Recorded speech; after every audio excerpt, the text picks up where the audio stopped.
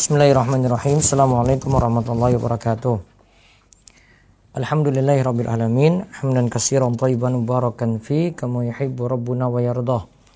Wa asyhadu an la ilaha illallah wahdahu la syarikalah wa asyhadu anna Muhammadan abduhu wa rasuluh. Allahumma shalli ala nabiyyina Muhammad wa ala alihi wa man tabi'ahum bi ihsan ila yaumiddin.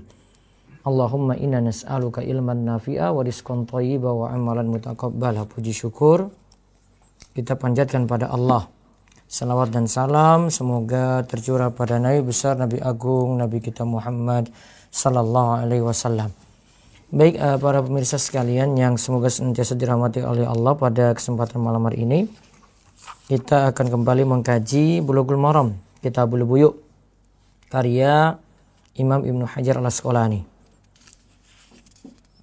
Kita masuk di hadis, kalau di terjemahan 824 di halaman 313 dari buku terbitan Insan Kamil di sini. Terus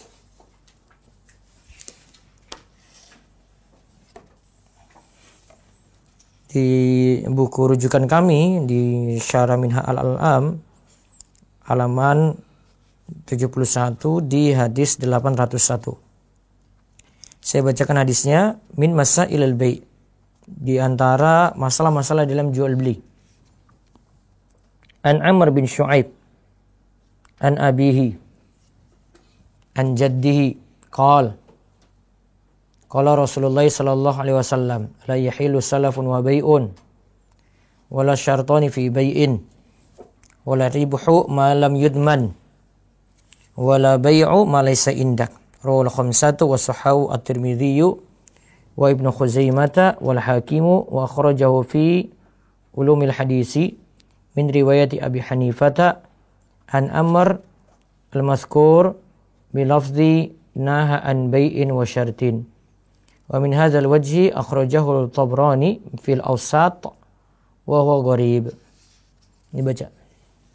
Hadis 824 dari Amr ibnu Shu'aib, dari ayahnya, dari kakeknya radhiyallahu anhu, bahwa Rasulullah sallallahu alaihi wasallam bersabda, tidak dihalalkan meminjam dan menjual dua syarat dalam satu transaksi jual beli, keuntungan yang belum dapat dijamin, dan menjual sesuatu yang tidak engkau miliki. Diriwayatkan oleh Imam yang 5. Hadis ini sahih menurut At-Tirmidzi, Ibnu Khuzaimah dan Al-Hakim. Baik. Kita lihat di sini, la yahillu salafun wa bai'un, tidak halal salaf dan bai'. Nanti akan kita lihat pengertiannya. Tidak halal salaf, yaitu meminjam dan menjual. Wala syartani fi bai'in, dan tidak halal dua syarat dalam satu transaksi jual beli. Nanti kita akan lihat apa maksudnya. Wala ribhu ma lam yudman, dan tidak boleh ada keuntungan yang belum dapat dijamin. Wala bai'u ma laysa indak, dan tidak boleh menjual sesuatu yang tidak engkau miliki. Rawal khamsatu wa sahahu at-Tirmidzi, dikeluarkan oleh yang 5, disahihkan oleh Tirmidzi wa Ibnu Khuzaimah wal Hakim, dan disahihkan oleh Ibnu Khuzaimah dan Al-Hakim. Wa akhrajahu fi ulumil hadis, dan dikeluarkan dalam ulumil hadis min riwayat Abi Hanifah, dari riwayat Abu Hanifah dari Amr, seperti yang disebut dengan lafaz naha an bai'in wa syartin, dilarang bai'in wa syartin. Oh, yang di bawahnya lagi Maulana. Hadis tersebut juga dikeluarkan. Hadis tersebut juga dikeluarkan dari kitab Ulumul Hadis dari riwayat Abu Hanifah dari Amr dengan lafaz Rasulullah sallallahu alaihi wasallam melarang berjual beli dengan syarat. Dari jalur ini At-Tabrani meriwayatkan hadis ini dalam kitab Al-Awsat, dan ia termasuk hadis gharib. Dan dikeluarkan dalam ulumul hadis dari riwayat Abu Hanifah dari Amr, seperti yang disebut dengan lafaz naha an bai'in wa syartin, dilarang jual beli dan dengan syarat. Nanti kita akan lihat maksudnya apa ya. Wa min hadzal wajhi, dari bentuk ini akhrajahu Tabrani, dikeluarkan oleh Tabrani fil Awsat, dalam Al-Awsat wa huwa gharib, dan dia adalah hadis yang gharib.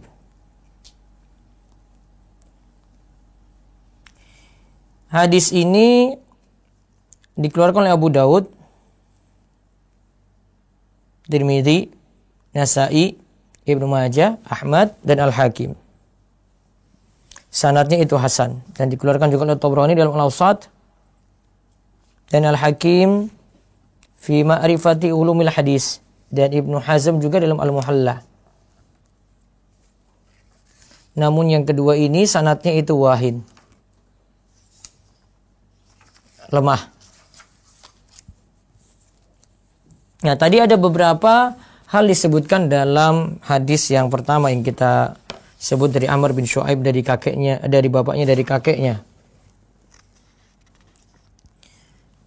Kesimpulan yang pertama yang bisa kita ambil, yang pertama, hadis ini jadi dalil tidak boleh menggabungkan salaf wal bai'. Salaf itu utang dan jual beli. Pertama, tidak boleh menggabungkan salaf dan bai'. Salaf itu utang piutang ya. Dan jual beli. Salaf sini pengertiannya al-qardu.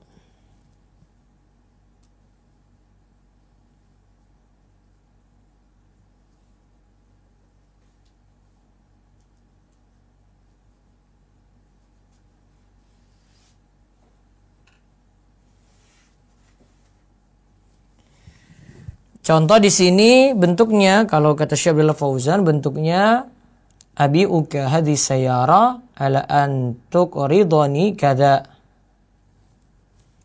Ya, contohnya itu saya menjual mobil ini padamu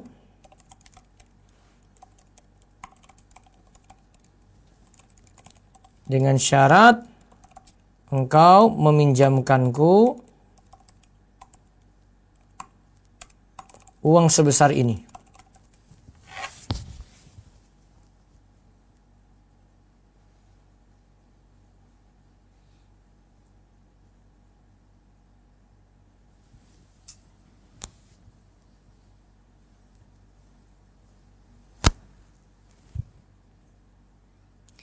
Nah, di sini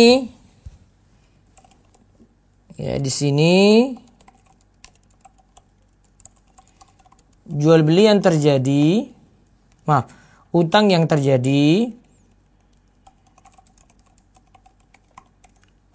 karena adanya jual beli.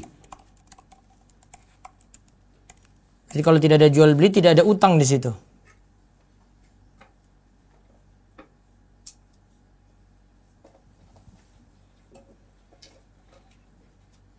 Padahal utang itu sifatnya untuk tolong menolong. Ya, utang itu sifatnya untuk tolong menolong. Sedangkan di sini dikhawatirkan utang tadi terdapat keuntungan. Masuk kaidah nanti ya, kullu qardin jaro manfaatan fahuwa riba.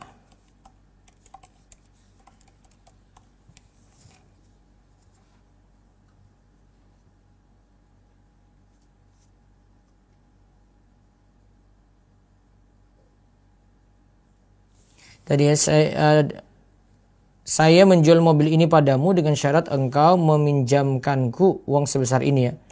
Meminjamkanku uang sebesar ini. Nah, karena di sini nanti bisa jadi gini. Misalnya harga mobil 50 juta. Kalau kamu pinjamkan saya uang 10 juta nih ya. Karena pinjaman ini ada, harga mobil bisa jadi murah di sini. Diturunkan gitu.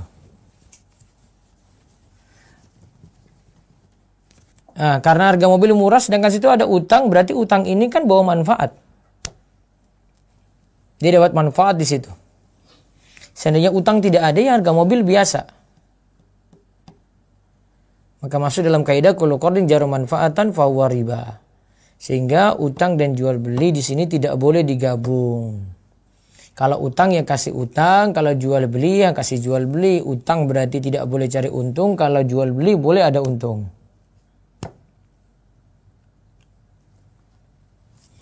Kemudian faedah yang kedua, ini perhatikan yang poin ini baik-baik ya. Ini dari kemarin ada yang sering salah paham di sini. Atau belum memahami ini, padahal sudah saya jelaskan. Tidak boleh menggabungkan dua syarat. Nanti kita akan lihat maksudnya apa dua syarat ini ya. Tidak boleh menggabungkan dua syarat dalam akad jual beli. Tidak boleh menggabungkan dua syarat dalam akad jual beli.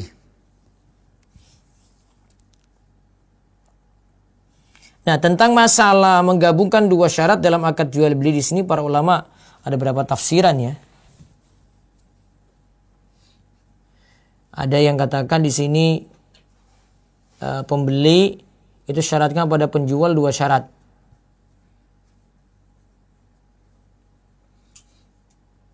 Seperti misalnya ya mau beli kayu ini, namun nanti tolong diantar ke rumah ya. Dan juga nanti kayu itu nanti dihancurkan gitu, dipotong-potong.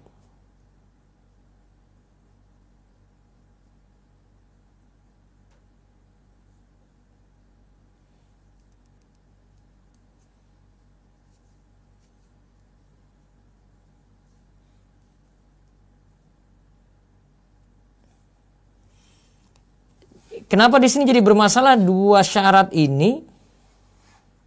Karena akhirnya nanti terjadi perselisihan.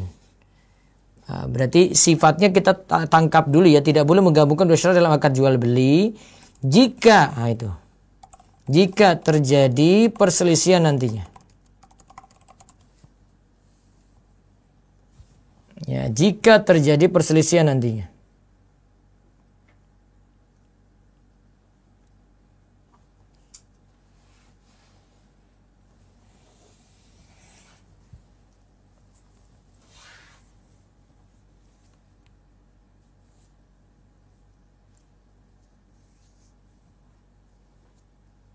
Kalau cuma dikasih satu syarat saja, tidak ada perselisihan di situ ya. Jadi kunci utamanya di sini tidak boleh menggabungkan dua syarat dalam akad jual beli jika terjadi perselisihan nantinya. Karena bisa jadi dia suruh dua tadi ya. Beli sudah terjadi kata sepakat, terus suruh bawa ke rumah, terus itu dibelah. Nah, itu kan sudah lebih daripada sekadar beli gitu. Ternyata mungkin si pembeli pulang ke rumah kok itu belum dilakukan, akhirnya konflik dengan si penjual. Namun kalau tidak terjadi perselisihan nggak masalah di situ, karena sini tambahan ini boleh ya.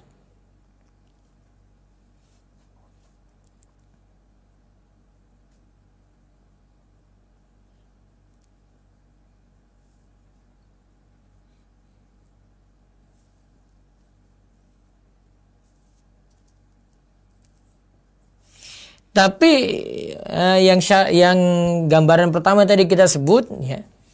Ini kata Syekh Abdullah Fauzan ini tidak ada masalah di situ antara penjual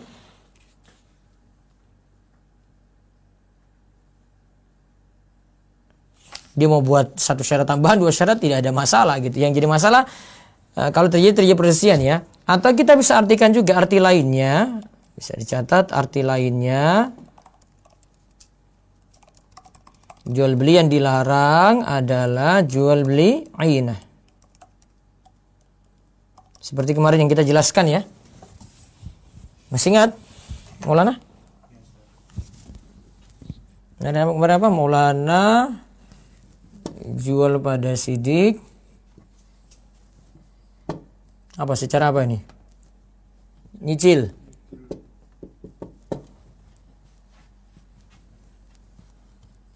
$20 juta misalnya. Di tengah-tengah sidik jual lagi pada Maulana. Jual lagi.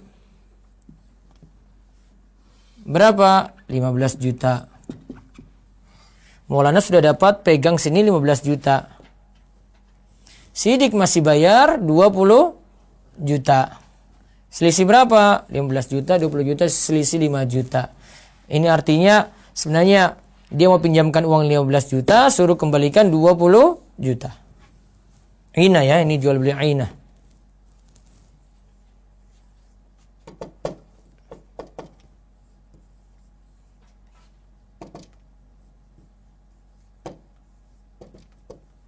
Oke. Bai'ul ainah.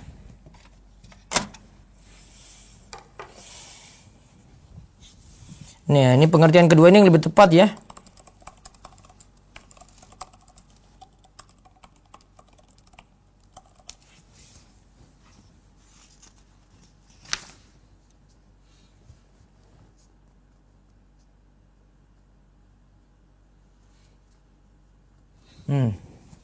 Jadi kalau kita dalam suatu transaksi misalnya, Pak saya beli Maulana apa? Jual galon. Galon. Pak saya beli galon, Mas Maulana saya beli galon. Ya. Nanti uang ambil di rumah, bawa ke rumah ya, sekalian pasang itu galon di dispensernya. Nah itu sudah berapa syarat tuh? Beli. Apa lagi? Bawa. Apa lagi? Pasang di dispenser. Tambah satu lagi. Galon yang lama bawa pulang lagi ya. Nah itu. Sudah 4 itu. Galon yang lama bawa pulang lagi ya. Nah, nanti besok diambil lagi, kita ambil lagi di situ. Nah, sudah 4 ini. Ini gak ada masalah apa-apa syarat ini nih. Mana syarat yang bermasalah di sini? Gak ada. Beli, suruh nganter, suruh pasang, galon yang lama ambil lagi gitu. Sudah. Perjanjiannya jelas nggak? Jelas. Tidak ada perselisihan kan? Maka tidak masalah.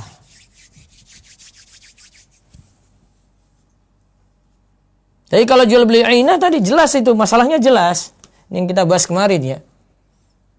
Jadi dipahami paling mudah. Nanti tolong mudah-mudahan pertanyaan ini nggak ada yang bertanya lagi ya. Dipahami baik-baik. 2 syarat dalam satu transaksi atau 2 transaksi dalam satu akad yang dimaksud paling jelas itu adalah jual beli ainah. Itu paling jelas ya. Saya kayaknya bahas di rumahso.com juga nih. 2 akad dalam satu transaksi.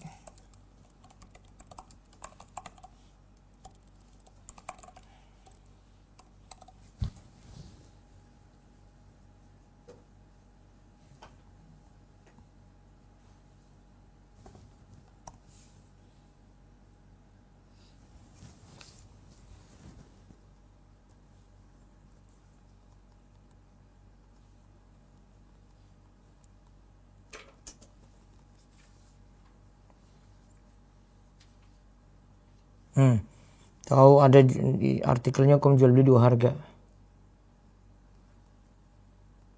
Enggak ada lagi. Oh, saya tulis di artikel tunai dan kredit berbeda harga.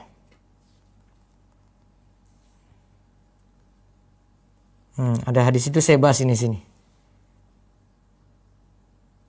Man ba'a bai'ataini fi bai'atin falau au kasuhuma au riba ya.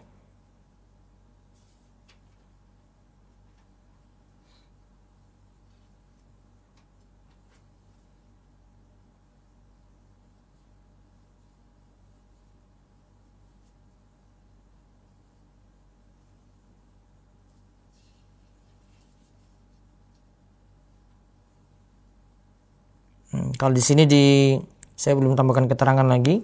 Kalau Syekh Abu Malik ada lagi penjelasan yang lainnya. Bisa juga maksudnya pengertian yang lain lagi ya, bisa ditambahkan. Arti lainnya lagi, selain itu arti lainnya lagi. Beli tunai harga sekian, beli tertunda harganya lebih mahal. Tetapi ini ada kata tetapinya, tetapi tidak diputuskan Manakah akad yang dipilih?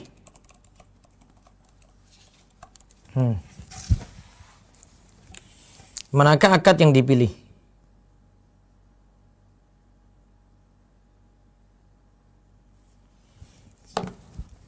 Nyicil bayar kalau beli cash motor 20 juta tadi ya, 20 juta. Namun kalau kredit 25 juta. Kalau sudah dipilih salah satu sudah jelas berarti tidak ada masalah. Namun kalau tidak dipilih, tiba-tiba dia bawa motor terus dia nggak putuskan, orang ini kok nggak balik-balik. Dikira mau ambil uang di rumah. Ternyata dia mau nyicil. Nah tadi ada sengketa kan, ada perselisihan. Nyicil atau bayar cash. Nyicil atau bayar cash. Berarti nanti ada dua transaksi dalam satu akad. Dua transaksi ini membingungkan. Nah itu baru terjadi masalah. Berarti pengertiannya kalau kita simpulkan hadis ini tadi, dua transaksi atau dua syarat dalam satu akad atau dua transaksi dalam satu akad, pengertiannya ada tiga berarti yang bermasalah ya. Ada tiga pengertian ya. Pertama itu menggabungkan dua syarat tetapi jika terjadi perselisihan nantinya. Ada dua syarat diberikan, terjadi perselisihan nantinya. Pengertian yang kedua, jual beli ainah.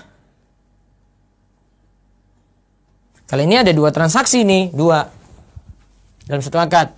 Jual ke sini, ini jual lagi ke sini.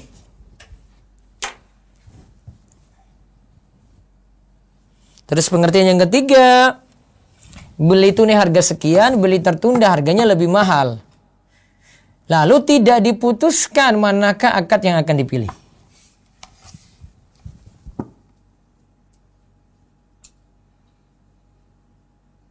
Tapi kalau sudah diputuskan tadi ya, ada dua pilihan, dia pilih yang mana ini? Saya pilih nyicil Ustadz, saya yang punya mampu, uang saya segini untuk DP. Nah, itu boleh. Dia sudah pilih nyicil, satu harga berarti. Bukan dua lagi. Paham ini?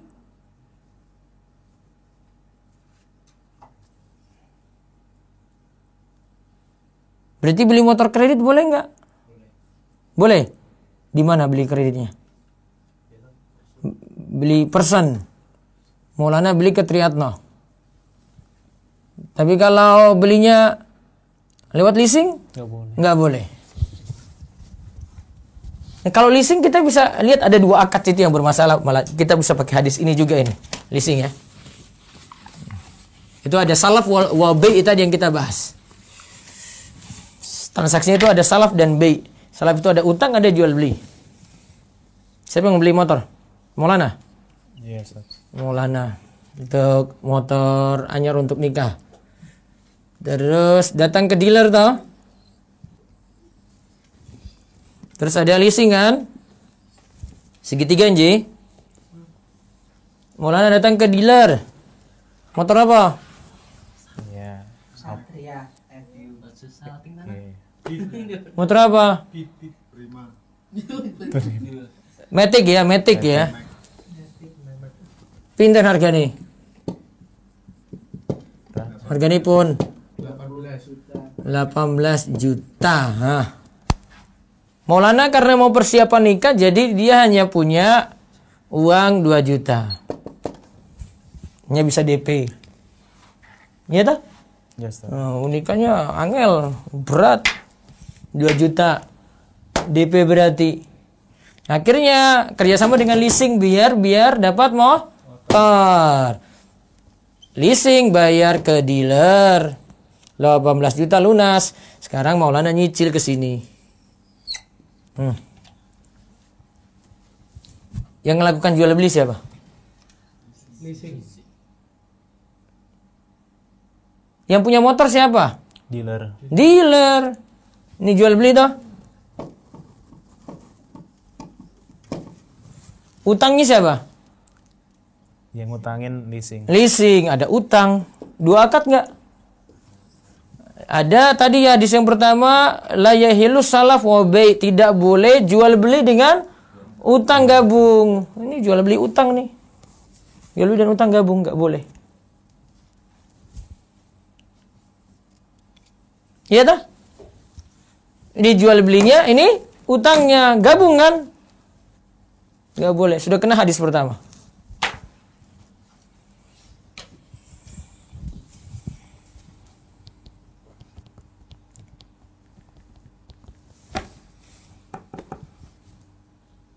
Ya, sekarang kesimpulan lagi yang ketiga. Tidak boleh mengambil untung.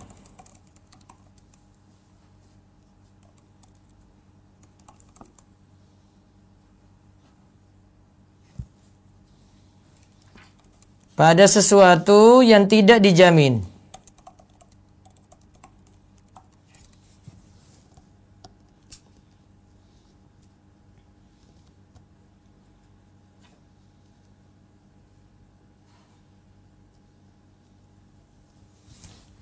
Tidak boleh mengambil untung pada sesuatu yang tidak dijamin atau tidak digenggam. Tidak digenggam atau diserah terimakan. Nah, diserah terimakan aja lah. Tidak diserah terimakan. Lihat. Yang kemarin kita bahas dropshipper. Ini satu dropshipper, reseller aja, reseller yang kemarin. Reseller. Ada yang mau jadi reseller untuk Rumeso Store.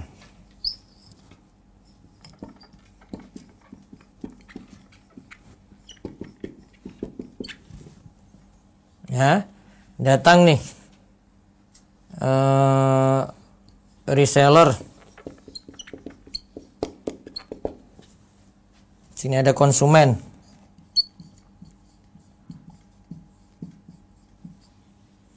Ingat ya, reseller itu mesti nyetok barang. Maka dia nanti dapat untung lebih besar karena dia punya modal dulu. Mungkin 2 modal.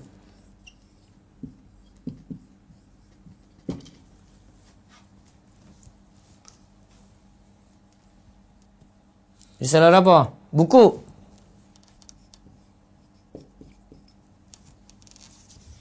Nah, konsumen itu belinya ke reseller toh. Pas stok buku di sini habis, entek. Di reseller ini habis.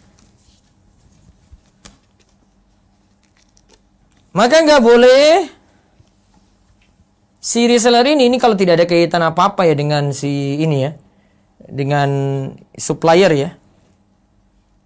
Langsung bilang si supplier untuk ngirim langsung kirim ke sana ya. Nah, tidak mampir ke dia. Nggak boleh. Kecuali ada kerjasama ini Rumeso Store dengan reseller ini. Kalau sudah ada MOU, nggak apa-apa, dia sekaligus jadi wakil.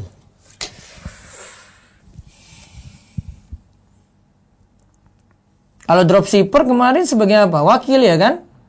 Kalau dropshipper wakil, karena dia cuma mempromokan. Terus faedah yang keempat lagi, tidak boleh menjual sesuatu yang tidak dimiliki.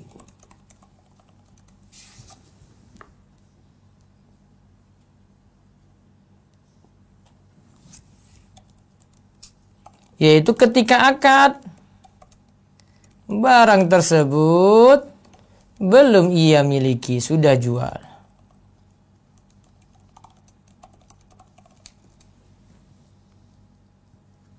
Contoh, ini bagi waris.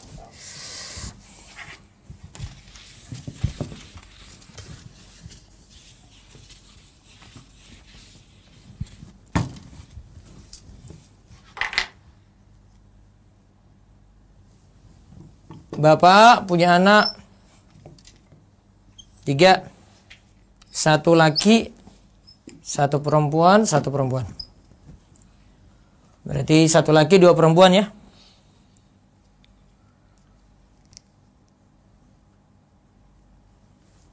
Bapaknya belum mati. Ya, belum mati ini.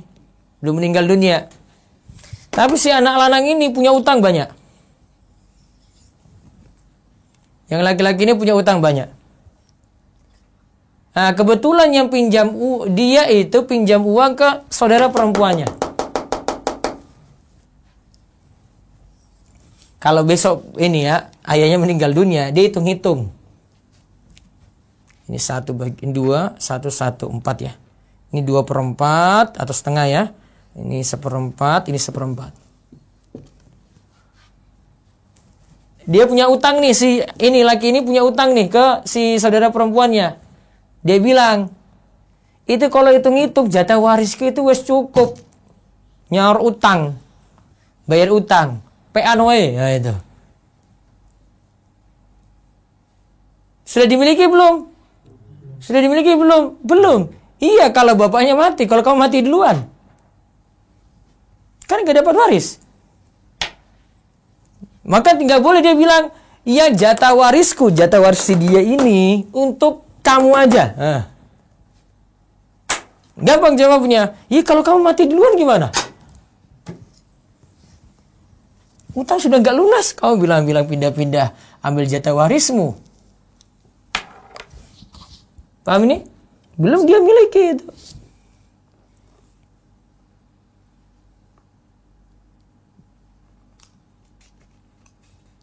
Ini seperti hadis Hakim bin Hizam. Dia katakan, aku mendatangi Rasulullah SAW. Ada orang itu datang, dia tanya pada Rasul ya, datang kepada aku minta supaya saya itu jual sesuatu yang belum saya miliki. Boleh nggak saya beli ke pasar dulu, baru nanti saya kasih ke dia? Nabi SAW katakan, lah tapi malaysa indah, jangan menjual yang belum kamu miliki.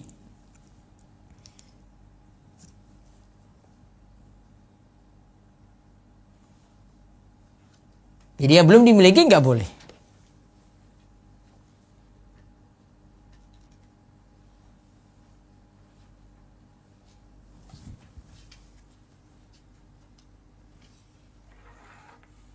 Nah, kenapa sebab tidak bolehnya? Di sini catat, sebab tidak bolehnya adalah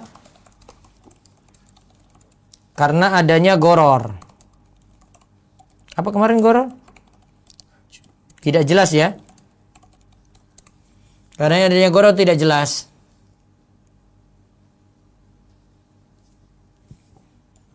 Tidak jelasnya kenapa? Ketidakmampuan serah terima barang ketika akad.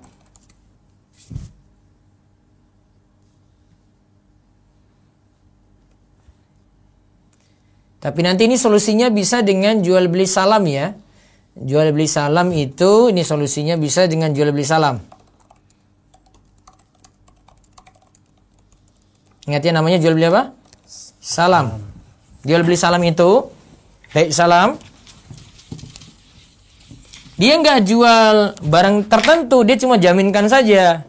Kalau ini barang tertentu yang pasar sana saya nanti beli gitu. Iya nanti beli kalau nggak jadi. Kalau ini belum. Jadi uang di muka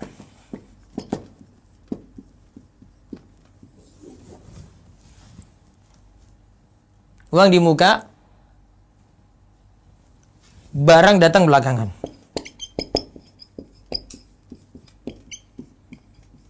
Jadi semua uang di muka ya. Misalnya barangnya ini 100.000. Nah 100.000 ini di muka ini. Barang nyusul belakangan. Solusinya bisa jual beli salam. Jual beli salam apa tadi? Itu jual beli dengan menjamin, dengan memberikan zimmah atau jaminan, di mana uang semuanya di muka, barang belakangan.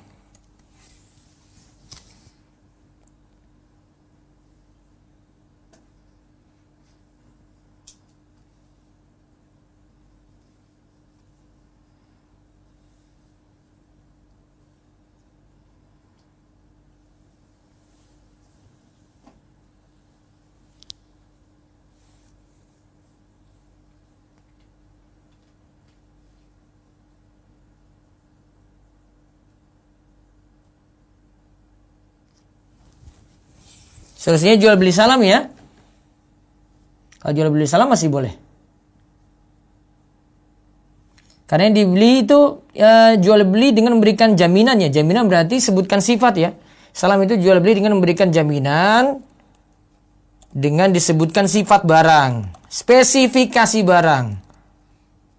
Spesifikasi barang. Nih. Dia pasang nih. Barang ini spesifikasinya gini A B C D E. Terus dibilang harganya 2 juta. Silakan pesan dulu. Uang di muka. Nah, itu salam namanya. Ya barang memang belum dimiliki, tapi kan dia tidak jual barang, dia jual sifat barang. Nanti tinggal dia cari, yang penting dia jamin 1 minggu lagi insya Allah barang ada di tempat Bapak. Nah, seperti itu boleh.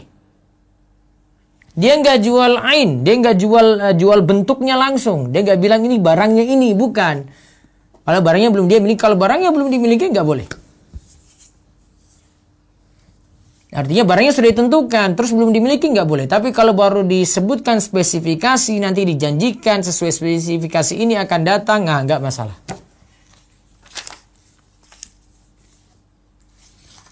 Wallahu a'lam bishawab.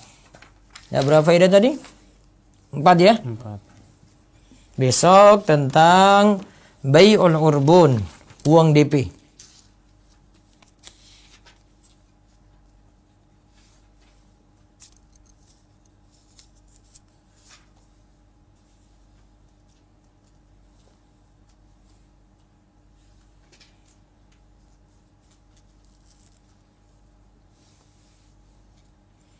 Ya tentang uang DP besok ya. Hadis ke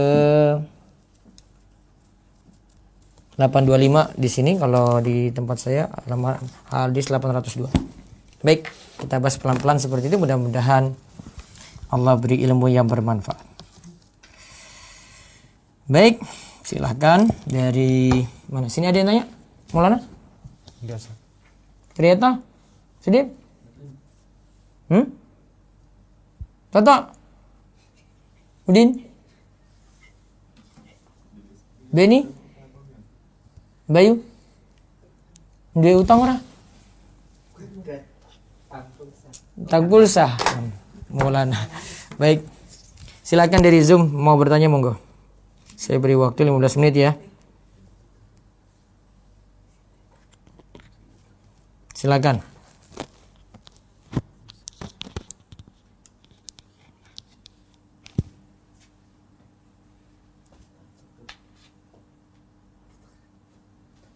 Atau Ibu Riri Arsyad.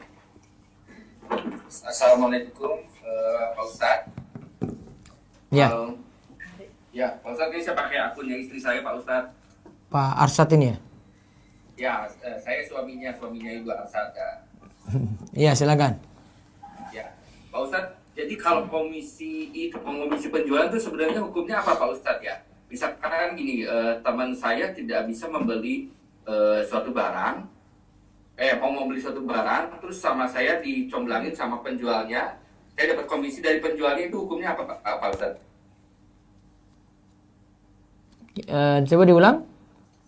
Teman saya mencari suatu barang. Teman cari barang, teman ya. Ya, Terus. cari barang, terus saya bantu, saya tahu nih ada pihak penjual yang bisa menjual barang tersebut. Bapak dikasih komisi dari siapa? Dari si penjual apa yang cari barang tadi? Dari si dari penjual. Dari si penjual. Ya. Bapak dikasih itu. Ya. Nggak masalah. Itu nggak masalah ya Pak Ustadz? Nggak ya? masalah. Meskipun tidak ada, saya tidak terdaftar agen resmi gitu loh Pak Ustadz. Jadi dadakan aja gitu Pak Ustadz. Ya. Ya dia cuma kasih hadiah untuk Bapak itu namanya. Oh itu nggak apa-apa Pak Iya, Ustadz ya? uang terima kasih sudah ngantarkan orang ke situ. Oh gitu ya Pak Ustadz ya? Iya. Nah kalau misalkan teman saya begini Pak Ustadz, dia minta, misalkan saya tombokin dulu tuh pembelian barangnya, saya dia bayar nyicil ke saya, harga barangnya sama gitu, itu gimana Pak Ustadz? Nyicil saja bayarnya, harga barangnya nggak dinaikkan. Ya, tapi saya kan dapat komisi tuh dari si penjual. Nah, itu komisinya Jadi beda misalnya- lagi, barangnya nyicil beda lagi, boleh.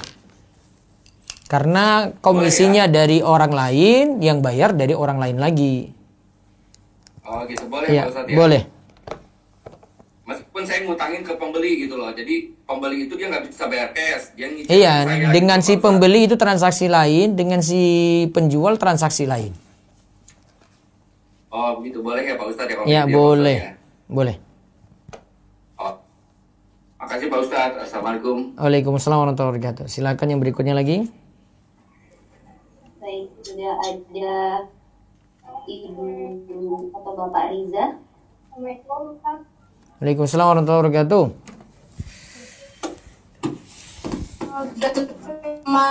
Salam. Jadi gini, produknya itu kayak produk umum, kayak misalnya deterjen gitu. Terus saya jual secara online. Saya punya stoknya. Terus saya posting. Nah, pas ada pembeli, itu tuh saya lihat ada penjual lain lah, supplier lain misalnya. Itu jual dengan harga yang lebih murah dari saya. Iya. Misalnya saya pulangkan di tempat itu, terus langsung dikirim ke pembeli, boleh nggak Ustaz? Ada kerjasama nggak? Artinya gini. Kenapa saya bilang harus ada kerjasama atau sebagai wakil? Karena ibu harus siap tanggung jawab kalau misalnya konsumen klaim barang ke ibu, ini kok barangnya rusak. Ibu siap tanggung jawab nggak? Jangan lempar ke si penjual karena si pembeli nggak tahu yang punya barang ini siapa. Kalau nggak berani jamin kayak begini nggak boleh, nanti masuk hadis tadi. Ya. La ribha ma lam yudman. Misalnya? Ya, misalnya saya mau tanggung jawab, tapi model tanggung jawabnya tuh misalnya pembeli komplain ya, barangnya pecah, barangnya rusak. Tapi pembeli misalnya ngasih bukti, ini fotonya. Terus saya komplainnya ke penjual, supplier saya itu, maaf ini barangnya sampai dalam keadaan pecah, boleh minta tanggung jawabnya enggak? Tapi itu saya yang komunikasi sama supplier, boleh nggak? Dan supplier setuju-setuju saja gitu ya? Karena sudah percaya dengan jenengan. Boleh? Iya. Boleh. Oh, boleh. Boleh satu lagi, Ustaz? Ya, terakhir. Misal ini di luar tema. Saya misalnya beli barang transaksi lewat bank. Nah, itu dapat poin. Nah, itu poinnya boleh digunakan nggak, Ustaz? Poinnya berupa apa? Pas transaksi. Poinnya itu kalau terkumpul dapat bisa ditukar voucher buat belanja. Tadi poin dari mana? Bank? Atas transaksi yang saya gunakan. Transaksinya apa? Ya misalnya beli di marketplace biasa gitu, lewat transfer bayarnya. Itu dapat dari dompet virtual atau dapat dari bank? Bang, ya bang, bukan virtual. Bukan dompet virtual. Terus uangnya masuk di mana? Uang apa? Poinnya. Misalnya di market, poinnya masuk ke saya. Nah itu kayak ngumpulin poin gitu loh. Bukan kalau poinnya terkumpul bisa ditukerin voucher buat belanja. Iya, poinnya itu dikumpulkan di mana? Terus ini bank yang kasih. Iya, bang yang Lantaran apa bank kasih? atas transaksi belanja. Pakai deposito uang di bank? Iya, pakai tabungan di bank. Nggak boleh berarti. Kalau misalnya kita manfaatkan tapi dikasih orang lain gimana Ustaz? Soalnya daripada nganggur kan poinnya kumpul nggak diapa-apain. Orang lain yang punya transaksi itu berarti jenengan tahu itu riba kan? Iya. Nggak boleh. Nggak, maksudnya kalau misalnya saya yang transaksi kan dapat poin itu. Daripada poinnya kebuang, mending saya ambil tuh voucher, terus hasil pembelanjaan itu buat dikasih ke orang-orang sekitar gitu, siapa gitu, buat sedekah gitu. Iya, cuma itu bukan sedekah, mencuci harta. Mencuci harta bukan dapat pahala. Oh ya, boleh nggak Ustaz kita memanfaatkan tapi dikasih ke orang lain? Iya, tapi lain kali nggak pakai seperti itu lagi. Otomatis Ustaz poinnya. Iya, tahu. Kalau begitu nggak usah bayar pakai bank tadi. Kenapa nggak bayar cash saja? Kan kalau beli di marketplace otomatis transfer Ustaz. Iya, transfer. Tapi ada transfer juga nggak dapat poin. Ini banknya memang gitu Ustaz. Kalau begitu pakai yang lain. Oh, ganti bank aja. Ganti bank atau pakai dompet virtual yang tidak ada poin apa-apa gitu. Cuma sekadar bayar.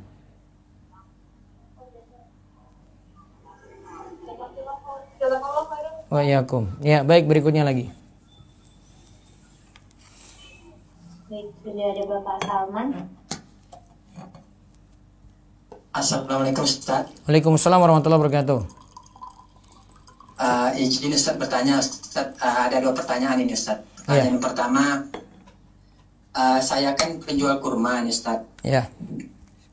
Nah kemarin itu ada pelanggan saya yang mau pesan 20 dus, cuma stok yang ada 6 dus, jadi masih kurang 14 dus. Ya. Nah kurang 14 dus itu kekurangannya itu lagi dalam proses pengiriman barang dari distributor ke tempat saya. Iya. Terus bapak ini dia bayar, kan totalnya kalau 20 dus itu uangnya sekitar 6 juta lebih kan Ustadz ya? Iya. Nah bapak itu dia bayar 5 juta Ustadz baru. Itu gimana itu Ustadz? Termasuk akad salam atau enggak Ustadz? Karena Bapak sudah tentukan barang soalnya, sudah ada kurmanya di situ. Bukan salam. Salam itu barang belum ditentukan, barang nanti baru dijanjikan spesifikasinya demikian gitu. Kan barang sudah ada di stok di tempat Bapak, cuma ada yang kurang, maka solusinya adalah tunggu barang semuanya datang dulu baru terjadi akad gitu. Biar si pembeli itu nggak kecewa kalau tiba-tiba barang yang baru dikirim itu tidak jadi datang. Halo Afwan Ustaz, mau bisa diulangi lagi Ustaz? Putus-putus suaranya Ustaz. Jadi baiknya Bapak itu tidak terima akad dulu sampai barang yang tadi dia pesan 20 datang semua. Ini tidak masuk salam karena Bapak sudah tentukan kurmanya. Bapak tidak jual spesifikasi, tetapi jual kurma yang sudah ada. Ternyata ada kurma yang belum ada. Iya Ustaz. Paham ya? Beda kalau Bapak misalnya belum punya barang nih. Saya ini jual kurma sukari, kurma ajwa. Barangnya kayak gini, warnanya kayak gini. Saya janji nanti stoknya ada 1 minggu lagi. Silakan bayar semua uang di muka dulu. Nah, itu baru jual beli salam. Oh, jadi yang saya lakukan ini bukan salam Ustaz ya? Bukan, karena Bapak sudah tentukan untuk kurmanya. Itu solusinya bagaimana Ustaz? Saya kembalikan uang. Solusinya hanya boleh nerima uang untuk barang yang sudah ada dulu. Oh, jadi uang yang ada yang sudah beliau transfer ke saya itu kelebihannya saya kembalikan Ustaz ya? Kelebihannya dikembalikan dulu. Atau bilang gini, Pak, ini uang saya tahan dulu. Bapak tetap saya jamin kalau kurmanya nggak jadi datang, uang ini saya kembalikan. Jadi Bapak simpan saja. Oh, boleh nggak dikembalikan asal dikasih tahu begitu? Kasih tahu begitu ya. Resikonya kalau memang kurma nggak jadi, Bapak kembalikan uang utuh. Nggak boleh potong ya. Oh, gitu. Kalau potong soalnya Bapak sudah mengikat dia, padahal nggak punya barang. Kalau seandainya saya nggak kasih tahu beliau Ustaz, itu gimana Ustaz? Nggak boleh Ustaz ya? Soalnya nanti rugi si pembeli Pak. Kan dia sudah bayar nih ya. Terus tiba-tiba Bapak nggak beritahu kejadiannya kayak gini. Dia nunggu, katanya hari Jumat ini mau dikasih. Sampai Jumat kok nggak datang-datang. Saya sudah ada acara ini Pak. Kalau saya yang jadi beli, Pak gimana sih? Saya acara jam 6 maghrib ini. Maaf Pak, ini telat di sini ini. Bapak kecewakan si pembeli karena dia sudah tahu barangnya sebelum itu sudah ada, karena dia yakin barang itu sudah ada di Bapak. Iya, Ustaz. Ruginya di pembeli, Bapak santai-santai aja.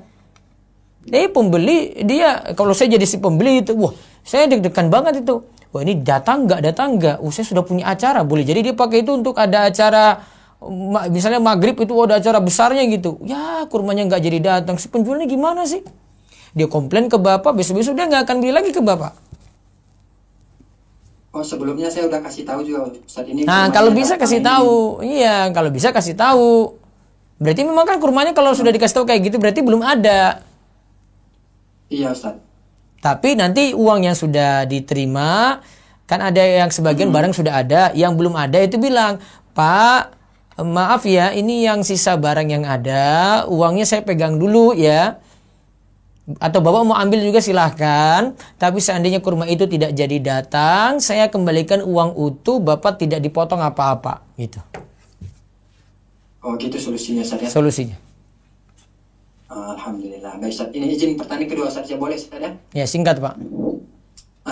Ini Ustaz, saya kan saya ini pedagang kan, Ustaz ya. Nah, saya itu ada rencana mau bikin suatu grup yang mana orang yang bergabung dengan grup tersebut sudah saya izinkan untuk menjual barang saya. Nah, itu bagaimana, Ustaz? Boleh kah, Ustaz?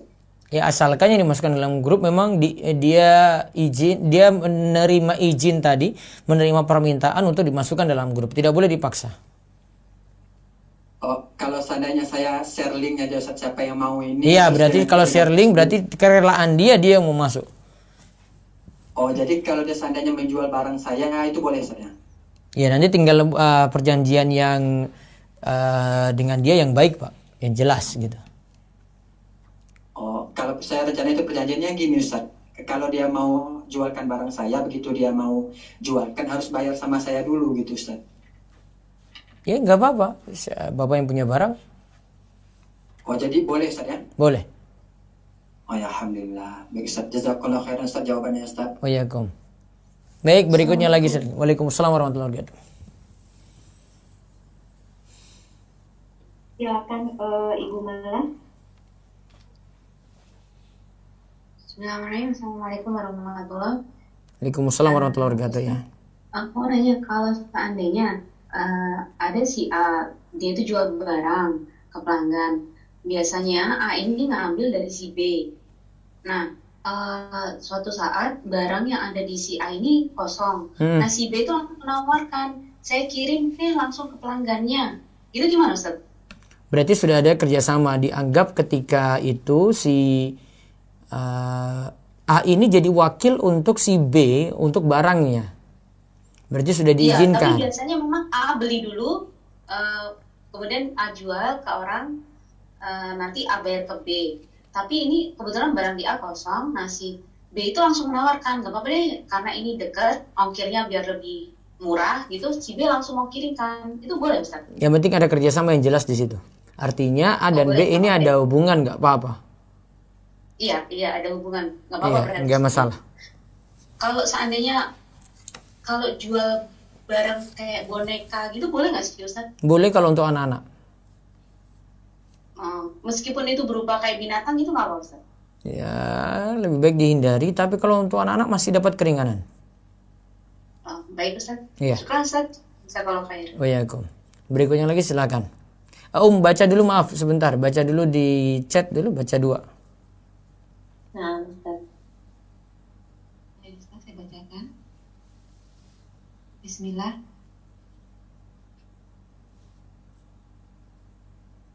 Ustadz, jika sistemnya saya posting dulu gambar dagangan, lalu jika ada yang mau, saya akan ke toko tempat saya biasa mengambil barang. Iya. Apakah seperti ini dibolehkan? Itu jual. Boleh, itu jual beli salam, asal ada 2 bentuk, berarti dia bisa lakukannya jual beli salam, uang di muka semuanya. Atau yang kedua, boleh dia terima orderan, tetapi cuma sekadar pesan. Pembeli bilang, saya pesan barang ini. Oh ya, Bu, jangan dulu dikirim di transfer. Saya cari barangnya dulu. Cari barang sudah ready, terus hubungi si pembeli lagi. Bu, ini barang sudah ada. Gimana, jadi ambil enggak? Oh, jadi. Ya sudah, tinggal ini nomor rekening, silakan transfer. Dua cara tadi, bisa pakai baik salam, bisa cuma terima pesanan saja. Artinya tidak mengikat, boleh dibatalkan, ya. Tapi si pembeli tidak boleh dipotong uang apa-apa. Jadi kalau tidak jadi ya sudah gitu, berarti kan tidak mengikat. Satu lagi. Dari chat lagi, boleh, ya. Dari chat dulu. Bolehkah menjual harga barang yang sudah menjadi milik kita sendiri? Harganya keinginan kita. Iya, kalau sudah jadi milik sendiri harga bebas. Bebas milih harga berapapun. Selanjutnya Ustaz. Iya. Ustaz, apakah cara mengambil wudhu perempuan juga sama dengan laki-laki? Asalnya sama.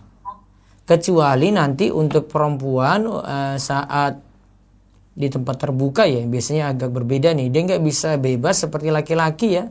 Kalau tempat terbuka kan tangan masih tetap harus tertutup, lengan tangan ini ya. Rambut kan juga masih tetap tertutup, kaki juga kan masih tetap tertutup.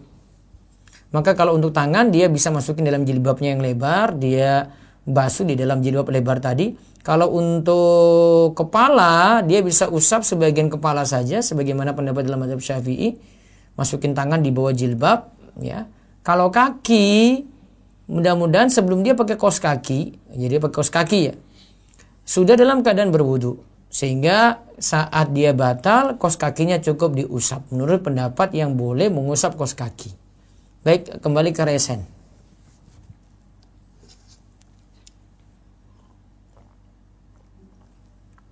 Silakan yang resen ya. Sudah ada Ibu April, sudah ada Ibu April. Silakan buka mic-nya. Ibu April atau Bapak Ibu Stal. Assalamualaikum Ustaz. Waalaikumsalam warahmatullahi wabarakatuh. Ustaz izin bertanya Iya. terkait yang kemarin malam itu sistem dropshipper Ustaz. Iya. Kalau sistemnya kayak dropshipper tapi jual beli makanan, Iya. boleh nggak Ustaz kayak misalnya si A itu memasarkan via media sosial. Iya. Nanti si B itu kalau misalkan si A udah dapat orderan, si B yang ngebuatin makanan tersebut. Iya. Terus dijual ke A dengan harga yang murah, Iya. nanti A dengan keuntungan ke customer. Iya. Tapi si B-nya itu selain bikin makanan tersebut, tapi juga yang nganterin makanan dengan kasih tarif ongkirnya juga, gitu. Itu boleh nggak Ustaz? Boleh. Sudah ada kerjasama itu dari si A dan si B tadi, sudah ada kerjasama, boleh. Sama satu lagi Ustaz. Ya. Jadi saya kan suka menggunakan Grab. Padahal pakai Grabnya itu selalu cash, jarang banget pakai OVO. Iya. Nah terus walaupun pernah beberapa kali cash terus pakai, terus dapat poinnya itu berupa rupiah langsung kayak 12.000 sampai 25.000. Nah suatu ketika saya pengen beli buku di Tokped, pas kebetulan buku Roma Yusha juga ada otomatis tuh kepotong harganya dengan adanya poin itu. Saya juga nggak tahu kenapa bisa nyambung ke OVO gitu. Iya, karena poinnya dimasukin di OVO, dia tidak ada jalan lain kecuali masukin di OVO itu. Terus ibu beli pakai poin itu kan? Belum, saya belum. Seandainya poin tadi misalnya poinnya ada 15.000, terus harga buku juga 15.000, maka ibu nggak ada masalah apa-apa di situ, boleh menerima, boleh pakai poin itu. Soalnya ada mau misalnya mau nyalakan otomatis poin atau enggak, jadi saya non dulu, barangkali nggak boleh kan, jadi boleh ya Ustaz? Jadi misalnya poinnya harganya 15.000 ya, poin itu ya. Terus harga buku 15.000 juga. Ibu nggak dapat free ongkir, nggak dapat promo, gara-gara pakai OVO tadi. Ya. Boleh bayar pakai itu. Tapi kalau misalnya harga buku 20.000, Iya. poinnya 15.000. Iya. Terus dapat bonus gratis ongkir dari Tokopedia-nya. Gratis ongkirnya didapat karena OVO yang dipakai atau memang free ongkirnya dari toko itu. Emang free ongkir dari toko itu? Boleh. Ya. Oh, itu boleh. Ya. Yang jadi ingat aja Bu, yang jadi masalah ibu dapat untung dari e-walletnya. Oh iya. Kalau dapat untungnya dari si toko kan dia bisa setting di tokonya dia bisa setting. Ini pada momen ini saya kasih free ongkir. Bisa itu. Atau pada momen ini saya kasih diskon 10%, 20%, 30%.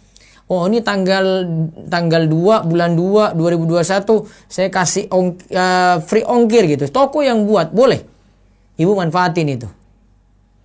Kalau e-walletnya jangan gitu. Nah, kalau pemanfaatannya karena ibu pakai e-wallet baru nanti dapat diskon. Nah, karena ada di Tokped itu ketika ibu dapat dia tulis memang ini momen ini nanti dapat ongkir, ternyata dicek-cek enggak ada free ongkir kok.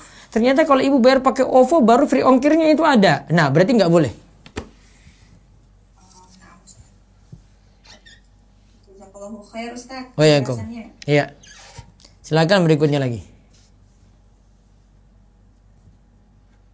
Silakan Ummu Aisyah.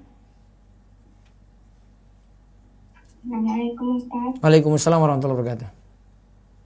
Waktu itu kan anak pernah bertanya sama Ustaz juga perkataan suami anak yang dia ingin pisah sama anak tapi cuma lewat chat karena anak lagi rumah orang tua. Yang perkataannya tentang kita selesai dengan cara baik-baik ya gitu aja katanya Ustaz. Kemarin kata Ustaz kan tidak jatuh talak ya Ustaz. Nah, terus dia kan menghilang, ngeblokir anak sama keluarga. Terus sekarang baru ngechat anak lagi, bilang kalau kita udah mulai sekarang kita nggak ada hubungan apa-apa lagi untuk seterusnya ya. Terus dia juga ngechat ayah Ana bilang kalau dia sudah tidak ada hasrat, tidak ada rasa, pokoknya bilang semua kekurangan Ana gitu Ustaz. Itu apa perkataannya sudah jatuh talak Ustaz? Kalimatnya nggak ada kalimat tegas itu Bu. Iya kan? Oh, iya dia cuma bilang cuma 2 perkataan, dia bilang jangan ganggu mama ya, mama udah sakit-sakitan gitu. Terus sama satu lagi dibilangnya mulai sekarang kita nggak ada hubungan apa-apa nggak jatuh seterusnya gitu. Nggak jatuh. Tidak jatuh ya Ustaz. Iya. Tapi di sini jadi pelajaran begini.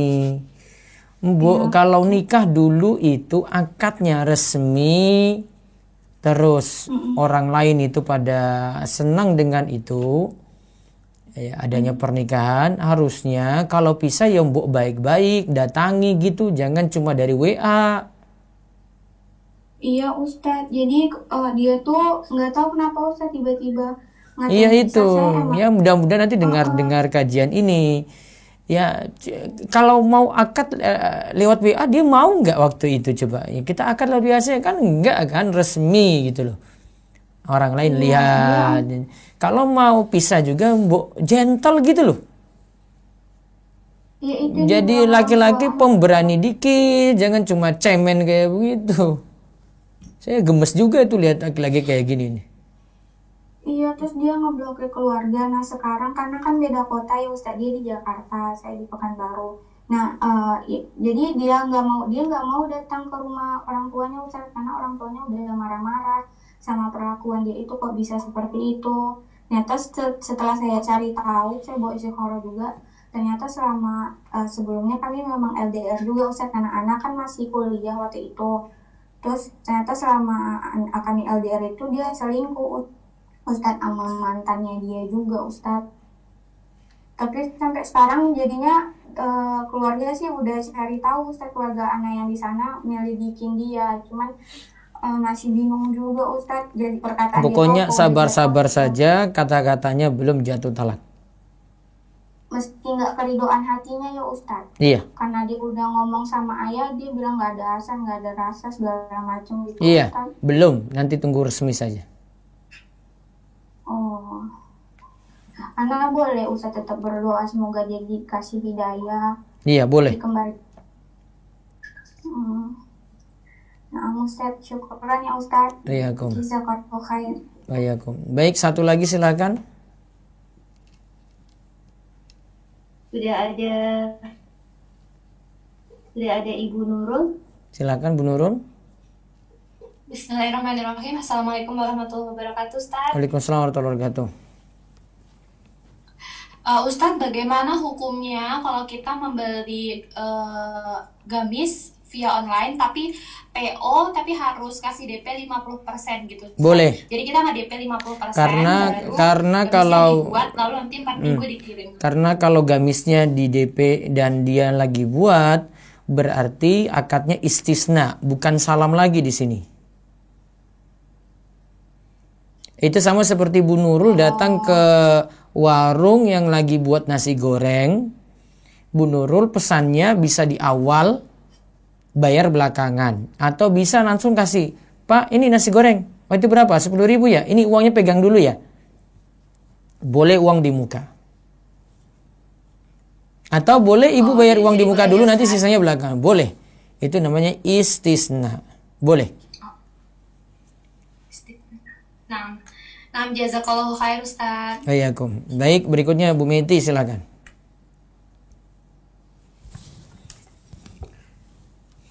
Ustaz, Assalamualaikum. Waalaikumsalam warahmatullahi wabarakatuh. Silakan. Ustaz mau nyambung, pernah dulu anak tanyakan masalah waris nih Ustaz. Ya. Jadi gini, yang dulu itu kebetulan qadarullah gini Ustaz.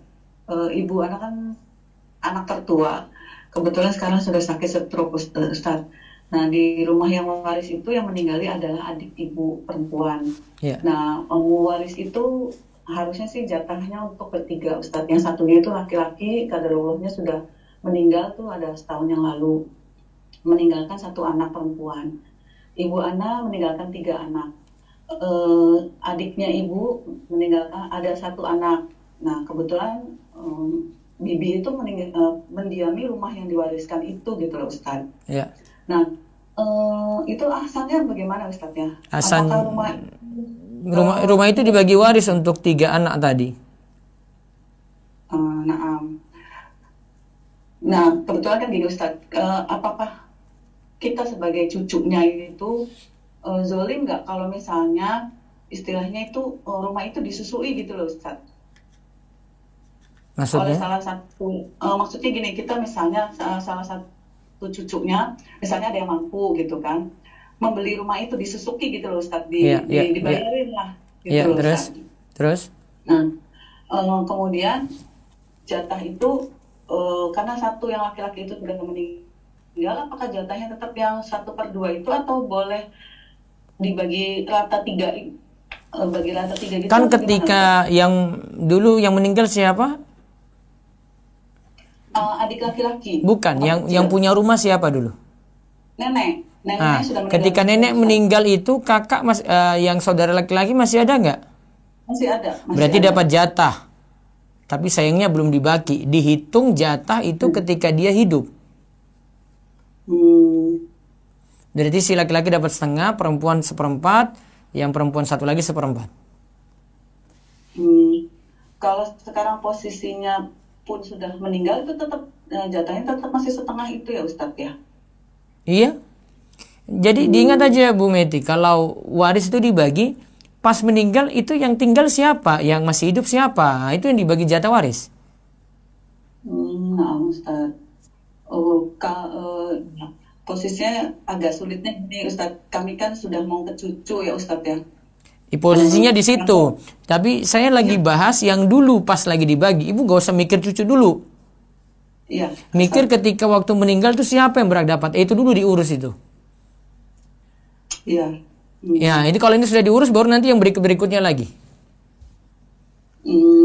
Nah, kalau misalnya kondisinya sekarang sudah seperti ini Ustadz, kebetulan kan Ibu Ana juga udah sakit, nggak bisa berkomunikasi juga sudah agak sulit karena kebetulan Ibu Ana juga kan kakaknya.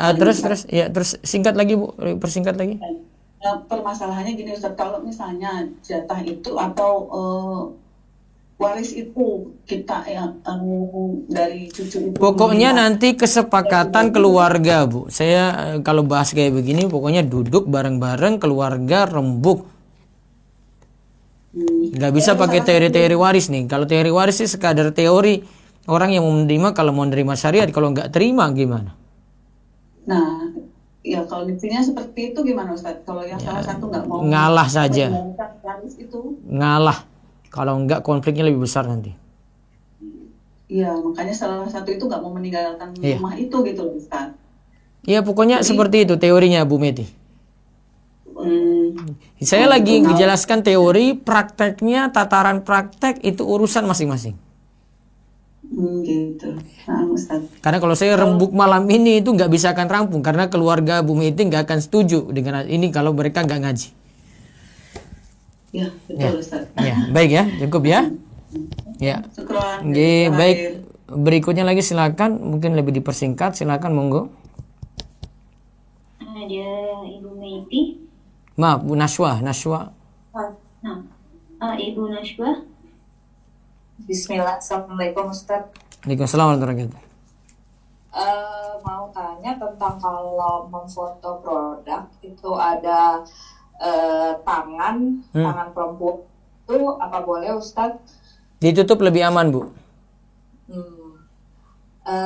Yang kedua, kalau untuk sistem PO dengan DP minimal tertentu boleh Ustadz? Barangnya masih dibuat kan? Pesan dulu kan baru nanti dibuat. Enggak, barangnya udah ready di dia. Jadi misalnya harga barangnya 100, ntar ready di dia. Ntar saya pesan dulu gitu. Misalnya yang mau beli harga DP 50.000. Boleh dengan catatan DP tidak boleh hangus dan itu cuma pesan saja. Nanti uang bisa kembali utuh. Kalau uangnya DP-nya itu akhirnya hangus, jadi nanti barang sudah dimiliki. Enggak, barang misalnya di B ya, di toko di B gitu. Nanti orang yang pesan tuh nanti saya ambil, saya mintain yang udah B itu. Nanti kalau misalnya udah sampai di saya suruh lunasin lagi orangnya. Baru saya kirim ke orangnya. Halo? Itu DP-nya itu mengikat nggak? Jadi kalau barang kosong emang nggak ada, saya DP-nya saya balikin gitu, Ustaz. Boleh. Iya gitu. Iya gitu aja, Ustaz. Terakhir siap April ya Bu, monggo. Ustaz, saya mau tanya kalau misalnya beli barang tapi menggunakan anggaran belanja itu dari pemerintah, terus tapi nanti pas laporan keuangannya itu ditambahin sedikit, ditambah dengan ongkos pengirimannya, Ustaz. Karena kan di anggaran laporan keuangan itu hanya harga barang saja, sementara membeli barang itu menggunakan ongkos kirim dan sebagainya, Ustaz. Itu bagaimana? Ongkos kirim memang tidak dimasuk dalam anggaran sehingga tidak boleh dimasukin di situ. Iya, jadi masuk di belanjaan gitu. Salah dalam penyusunan anggaran berarti. Kalau enggak memang mungkin tidak ada biaya pengiriman karena beli langsung di tempat. Berarti resikonya harus beli langsung di tempat. Apa? Biasanya kayak gini, dana pribadi dari bos dulu digunakan sementara anggaran dari pemerintah itu belum tiba, makanya nanti pada saat keluar itu nanti ditambahin gitu, Ustaz. Gimana? Enggak, ini benar enggak ada biaya kirim atau biaya apa tadi, barang tadi? Iya, biaya barangnya kan di luar kota dibelinya gitu. Kenapa ketika pembuatan anggaran tidak dimasukin?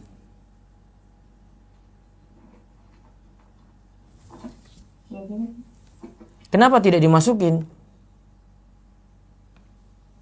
Soalnya ini kasus dari Bapak Ya, saya sih. kalau itu tidak dimasukin resiko, berarti tanggung sendiri.